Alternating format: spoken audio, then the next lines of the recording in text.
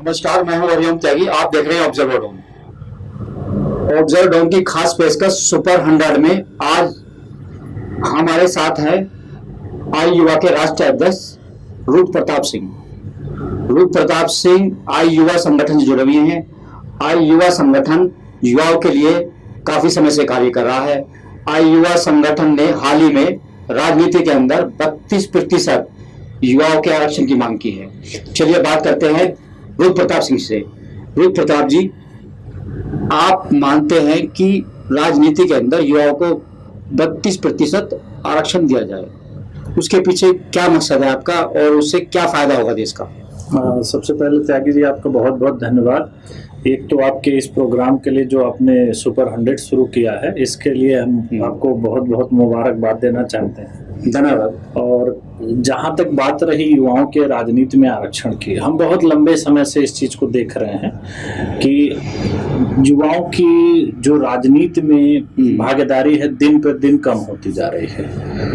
आप सीटों के मामले में भी देख सकते हैं और युवाओं का रुझान भी है वो राजनीति से हटता जा रहा है, जबकि आज के डेट में देश की अधिकांश आबादी युवाओं की है। तो इसको ध्यान में रखते हुए हमने इन चीज़ों पर बहुत काम किया। तो फिर हमारे सामने एक ही विकल्प आया कि जब तक युवाओं के लिए सीट रिजर्व नहीं की जाएगी तब तक युवा राजनीति में आ नहीं पाएगा। और जहां तक रही 32% रिजर्वेशन की बात, तो उसका एक हमने आधार इस तरह से लिया है कि जब 1956 के आम चुनाव हुए थे तो उस समय देश में जो 40 साल के सांसदों की संख्या थी वो 32% ही थी। तो इस आधार पे हमने उस चीज को लिया है कि जो चीज हमने पहले अचीव कर लिया, ऐसा नहीं हम कुछ ऐसा मांग रहे हैं जो हुआ ही नहीं है, वो ऑलरेडी हो चुका है। और वो धीरे धीरे एक राजनीतिक साजिश बस कह सकते हैं, उसको कम किया गया, जो आज आकर के 12% पर रुक गया है। और 12% भी उन लोगों के लिए है जिनको आप ये कह सकते हैं जिनका पारिवारिक व्यवसाय है राजनीति। वो राजनीति युवा राजनीति के भरोसे नहीं आते हैं, एक पारिवारिक व्यवसाय के तौर पर करते हैं, इसलिए उनका वो 12% है। तो इसलिए हम चाहते हैं कि युवाओं के लिए 40 साल से जो कम उम्र के लोग हैं उनके लिए 32% सीट रिजर्व कर दी जाए ताकि वो आ सकें और देश के लिए अपना योगदान दे सकें। आई युवा संगठन एक गैर राजनीतिक संगठन है और उसके राष्ट्रीय अध्यक्ष रूप प्रताप सिंह मात्र 34 वर्ष की आयु में इतना बड़ा संगठन चला रहे हैं। इन्होंने कॉमर्स के अंदर एमकॉम किया है और एमबीए किया हुआ है। रूप प्रताप सिंह, आप ये बताइए कि यदि राजनीति में युवाओं को 32% आरक्षण मिल जाएगा तो उससे किस तरह का मूलचूल परिवर्तन हो सकता है? देखिए, सबसे पहली तो बात ये होती है कि जो देश की अधिक से अधिक आबादी हो युवा की है, तो युवा उसमें अपनापन देखेगा। अभी जैसे अगर हम कहीं पर चर्चा करते हैं, किसी से बात करते हैं, तो जनरली आपने देखा होगा कि युवाओं का यही रुझान है कि उनको राजनीति में कोई दिलचस्पी नहीं है। लेकिन अगर हम भारत के लोकतंत्र की बात करते हैं तो हमारे लोकतंत्र में सारी नीतियां हमारे राजनीतिक के तहत ही आती हैं, संसद में ही संविधान बनते हैं, उसी में संशोधन होते हैं। तो जब तक युवाओं की समस्या वहां नहीं जाएगी, युवाओं की समस्या वहां संसद के पटल पर नहीं उठाई जाएंगी, तब तक युवाओं की समस्या का समाधान कैसे होगा? दूसरी बात, आज के डेट में अगर हम देखते हैं तो हमारे देश की राजनीति में अधिकतम संख्या में बुजुर्ग हैं। अब उनके और युवाओं के बीच जनरेशन गैप इतना बढ़ चुका है कि वो उनकी समस्याओं को न समझ पा रहे हैं, न उसके विषय को वहां उठाया जा पा रहा है। तो जब नए उम्र के लोग आएंगे तो एक राजनीति को अपने व्यवसाय के रूप में भी देख सकते हैं, क्योंकि राजनीति ऐसा नहीं है कि लोकसभा सांसद और राज्यसभा तक होते हैं। इस देश में लगभग 17 से 18 लाख जगहों के लिए चुनाव होते हैं जहां से लोग चुन के प्रतिनिधि आते हैं। तो अगर उसकी हम बात करते हैं तो सीधे युवाओं को 5 लाख 6 लाख का रोजगार सृजन होगा अगर ये 32% सीट रिजर्व हो जाती है। अच्छा, राजनीतिक बदलाव की बात आपने की अभी जी। राजनीति के अलावा और कौन से मुद्दे हैं जो युवाओं के लिए आप उठाते रहे हैं, उठाने वाले हैं? देखिए, पहले तो इसमें राजनीति में ही हम 2-3 पॉइंट और हैं हमारे कि एक तो रिटायरमेंट की एज फिक्स होनी चाहिए। ओके। जो कि हमारी मांग है कि 65 साल के बाद से किसी भी व्यक्ति को कोई भी संवैधानिक पद नहीं दिया जाए, उनको रिटायरमेंट की एज तय कर दी जाए। दूसरे, एक से अधिक पद पर एक व्यक्ति न रहे। जैसे आप आज अभी अगर देखेंगे तो आपको बहुत आश्चर्य होगा कि इस देश में लगभग जितने मुख्यमंत्री हैं उनके पास 15-15, 20-20 और मंत्रालय के भी चार्ज हैं। तो वो कैसे कर पाएंगे काम, जबकि हमारा देश इतना बड़ा है, हमारी आबादी इतनी बड़ी है, हमारे यहाँ बेरोजगारी इतनी बड़ी है। तो एक आदमी अगर वो 15 आदमी का काम कर रहा है तो 15 लोगों को तो बेरोजगार कर रहा है ना। तो ये नहीं होना चाहिए, एक व्यक्ति एक काम करे।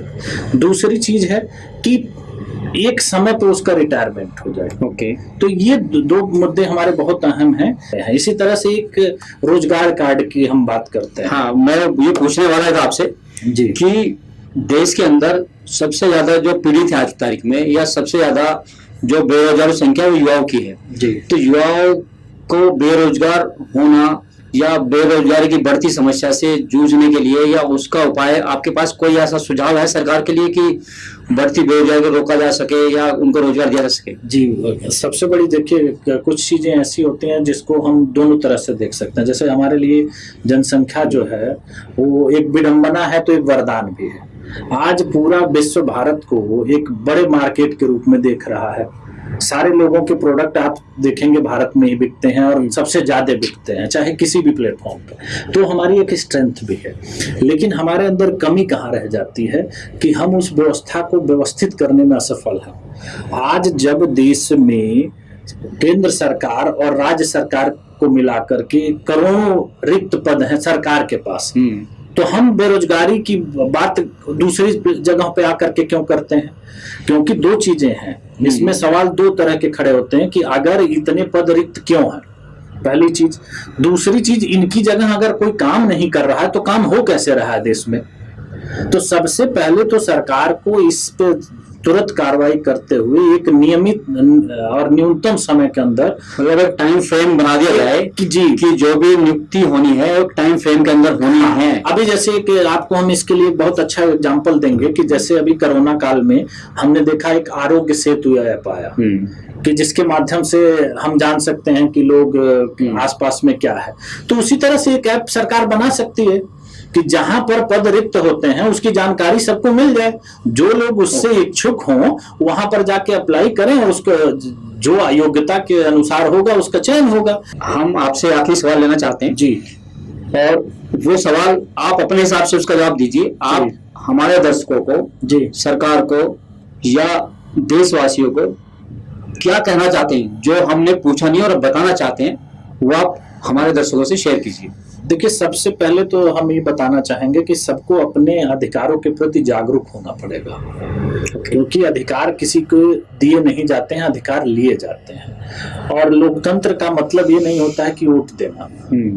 लोकतंत्र की परिभाषा, हमारे देश में जो लोकतंत्र की परिकल्पना करी गई थी तो उसमें जिसकी जितनी बड़ी जिम्मेदारी होती है उसका उतना ही बड़ा कर्तव्य हो जाता है। तो हमारा ये मकसद नहीं होता है कि हम 5 साल में एक बार चुनाव में हम एक बार वोट दे देते हैं और उसके बाद हम चुपचाप बैठ जाते हैं। और हमारे देश में थोड़ी सी एक विभिन्नता और है कि हम सरकार की परिभाषा नहीं जानते हैं।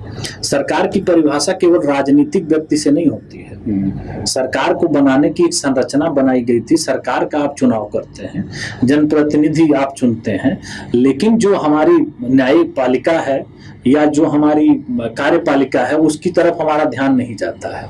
हम उसकी जवाबदेही कभी नहीं तय करते हैं। हमारा सिर्फ और सिर्फ फोकस सिर्फ ये है कि हमने राजनीतिक व्यक्तियों के ऊपर आक्षेप लगा करके अपने आप को निकल जाते हैं। अगर कोई गलत काम हुआ तो उसमें कोई राजनीतिक व्यक्ति थोड़ी शामिल होता है, उसमें पूरा सिस्टम शामिल होता है। तो उनके प्रति जवाबदेही क्यों नहीं तय की जाती है? कि आप काम करने की उम्र क्या होती है? 20 साल के बाद और 65 साल तक ही आप काम करते हैं। उसके बाद तो मान लीजिए 65 साल के लोगों को हमें देखभाल करनी पड़ चाहिए और 20 से नीचे की भी हमें देखभाल करनी चाहिए। तो जो ये 20 से 65 का है, इसमें ज्यादा से ज्यादा लोगों को राष्ट्र निर्माण की दिशा में लगाना पड़ेगा, क्योंकि खाली लोग जो होते हैं ना वो एक मुसीबत की तरह हो जाते हैं देश के लिए। तो इसके लिए हम लोगों को सबको एक लग के कि भाई पूरा देश संगठित हो करके इस दिशा में काम करे कि हर आदमी के पास काम हो, हर आदमी कुछ काम करे जिससे राष्ट्र निर्माण तेजी से हो। और जहां हम आज देखते हैं कि अधिकतर मानकों पे हम 100 से नीचे आते हैं। दुनिया का सबसे बड़ा लोकतंत्र, और इससे बड़ी शर्म की बात क्या है कि हम 74-75 साल की आजादी के बाद भी ऊपर से 100 नंबर से नीचे आते हैं। बहुत सारे अगर हम देखेंगे कि जिस मानक पे हमें तय किया जाएगा, जनसंख्या को अगर छोड़ दिया जाए तो हम 100 से नीचे आते हैं।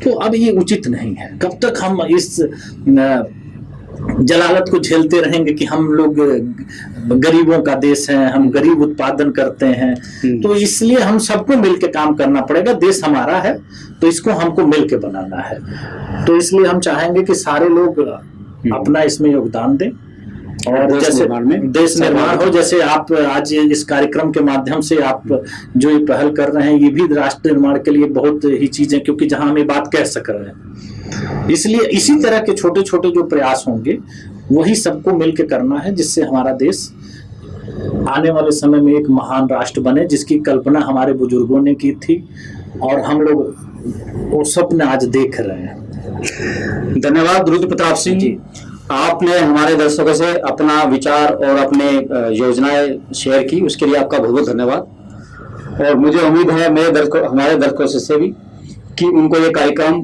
सुपर 100 पसंद आया होगा।